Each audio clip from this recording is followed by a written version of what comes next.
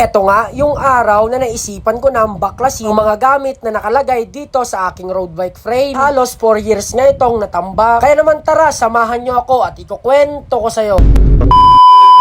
4 o 5 taon nga akong natigil na sa pagbabike, kaya naman heto at binabaklas ko na nga ang aking old frame ng road bike upang ito ay i-restore. Kaya naman heto at inumpisan ko ng pagbabaklasin ang mga nakakabit na pyesa dito. At balak ko nga itong i-repaint nang sa ganon ay mabago naman na ang kanyang kulay. Dahil sa matagal-tagal nga rin itong na-stock at nahihirapan na nga akong baklasin dito kasi nga naman nangalawang na ang kanyang mga bolts. Ganito nga ang balak kong ipalagay o ipalit na kulay niya. Iibahan ko na rin ang brand niya, which is ang GMLE na nabasa nyo. At ganito naman ang gusto kong ma-achieve na itsura niya. Ewan ko, napoporman talaga ako pag iisang kulay lang, clean look lang ba. Pagkatapos ko matanggal ang kanyang drop bar ay sinunod ko na nga ang kanyang B-brake. Naisipan ko ang buuin ito ulit dahil nga sa tuwing nagra-ride kami ng aking girlfriend ay naiinggit ako sa mga nakikita kong nakabike. At talaga naman napapasabi na nga lang ako na ganyan ako dati eh. Pala mga idol, pwede nyo bang i-follow ang Team ACC? Ha? Ano yun, babe?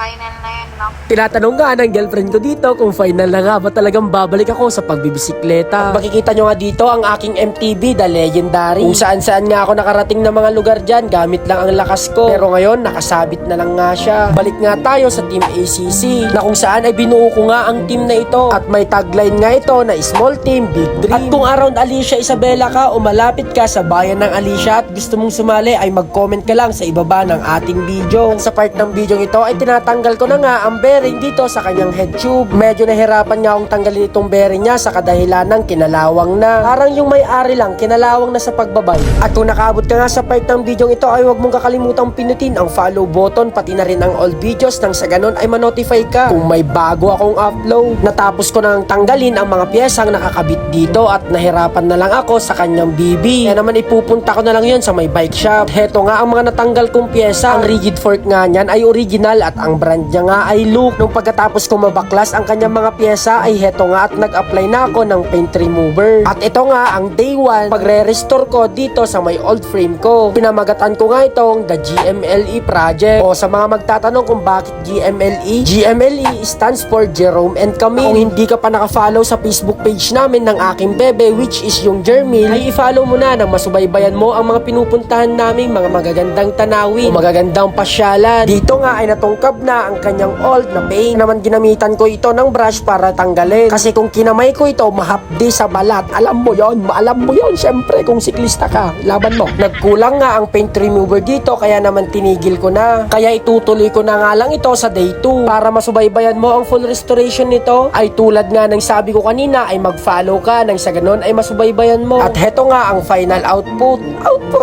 English yard. Once again, this is Ka Jerome ng Mataas na Kahoy, also known as Ingo Vibes TV.